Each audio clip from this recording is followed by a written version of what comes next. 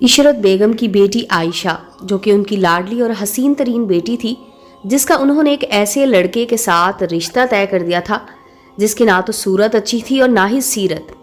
सिर्फ उसके पास एक अच्छा मकान था और कुछ बैंक बैलेंस, लेकिन उसके वालिदैन ने शायद उसे कभी किसी लड़की के साथ अच्छा सलूक करना या बड़ों का अदब करना बिल्कुल भी नहीं सिखाया था।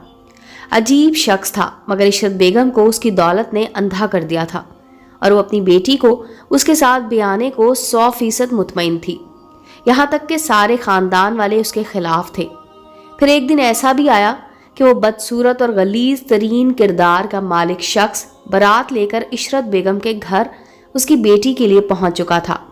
उसके साथ एक दो बुजुर्ग और कुछ चंद लफंगे दोस्त, जो ऐसे लग रहे थे कि अभी अभी नशा करके आए हों। बाकी और कोई नहीं था। उधर आयशा की बहन और 2 भाइयों के साथ साथ उसके वालिद साहब भी बहुत अफसुर्दा थे, लेकिन इशरत बेगम की खुशी की तो कोई इंतहा ही नहीं थी। वो तो अपने होने वाले दामाद को देख देख कर फूले ना समा रही थी।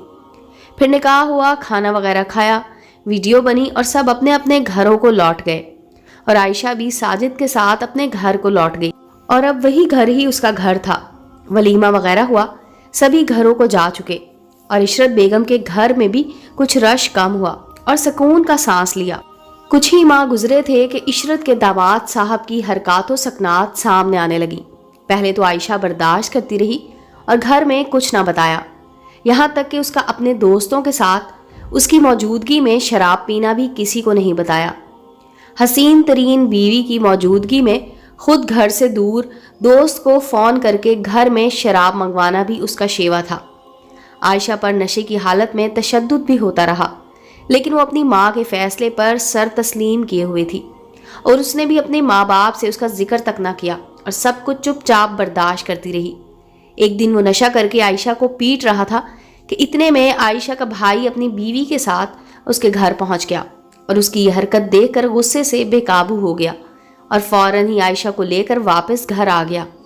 घर पहुंचकर आयशा से वजह पूछी तो आयशा ने सब कुछ हर्फ ब हर्फ अपनी माँ की मौजूदगी में ही सब की गोश गुजार किया और धाड़े मार मार कर रोने लगी और अपनी माँ को कोसने लगी कि माँ, तूने मुझे किस जहन्नुम में फेंक दिया, किस जानवर को मेरा हमसफर बना दिया।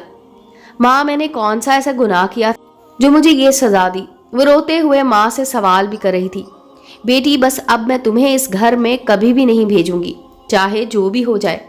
तुमने बेटा इतना जुल्म खामोशी से बर्दाश्त कैसे किया? मुझे माफ़ कर देना, मुझे माफ़ कर देना। अब की बार इशरत बेगम भी रो पड़ी थी। चंद दिन गुजरे थे कि साजिद आयशा को लेने घर पहुंच गया। वहां आकर उसने बहुत बदतमीजी की और चिल्लाने लगा कि मेरी बीवी को मेरे साथ भेजो, लेकिन इशरत बेगम और आयशा के भाइयों ने उसे साथ भेजने से बिल्कुल इनकार कर दिया और साथ साथ ये भी कह दिया कि हम अपना सामान उठाने आ रहे हैं और तुझसे तलाक का मुतालबा भी करते हैं। 2 से 3 दिन बाद वो आयशा के घर सामान लेने गए, मगर ये क्या, उसने तो सारे सामान को आग लगाकर जला दिया था। जब आयशा के भाइयों ने ये देखा तो साजिद से वजह पूछने लगे तो वो गुस्सा होने लगा और आपस में अच्छा खासा झगड़ा हो गया। साजिद के साथ उसके दोस्त भी घर पर थे और सब के सब नशे में थे। उन्होंने साजिद के साथ मिलकर आयशा के भाइयों को खूब मारा, जिसकी वजह से आयशा के दोनों भाई जख्मी भी हुए। जख्मी हालत में घर पहुंचे और साजिद पर मुकदमा दर्ज करवा दिया। 6 हफ्ते मुकदमा चलने के बाद आयशा के हक में फैसला हो गया और उसे तलाक के साथ साथ एक जालिम शख्स के जुल्म से निजात भी मिल गई। फिर कुछ माह बाद उसका एक निहायत ही सुलझे हुए घर में रिश्ता हुआ और वो उस लड़के के साथ हंसी खुशी जिंदगी बसर करने लगी। और 1 साल बाद अल्लाह ताला ने उसको रहमत से नवाजा, यानी उनको बेटी अता की, जिसका नाम उन्होंने हूरिया रखा। अब इशरत बेगम हूरिया को अपनी गोद में उठाए आयशा से महवे गुफ्तगू थी और आयशा से कह रही थी कि बेटा, कभी भी मेरी गलती मत दोहराना। ये ना हो कि तुम्हारी बेटी भी तुम्हारी तरह बेबस हो जाए और चुपके चुपके जुल्म सहते सहते इस फानी दुनिया से कूच कर जाए।